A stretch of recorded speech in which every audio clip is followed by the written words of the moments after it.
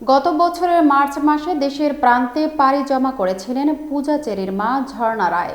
আজ তার প্রথম মৃত্যুবার্ষিকীতে পূজা আবেগঘন স্ট্যাটাস পোস্ট করে মায়ের প্রতি গভীর স্নেহ ও শোক প্রকাশ করেছেন।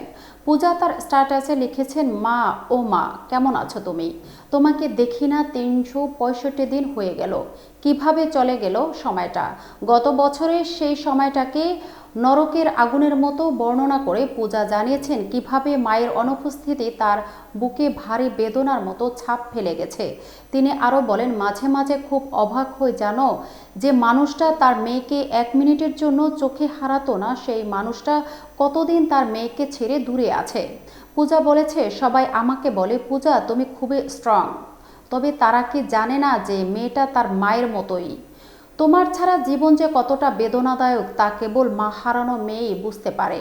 নিজের প্রয়াত মায়ের প্রতি অগাধ ভালোবাসা ও শ্রদ্ধা প্রকাশ করে পূজা বলেছেন, পরের জন্ম যদি কিছু থাকে, আমি যেন তোমার মেয়ে হয়ে জন্ম নেই।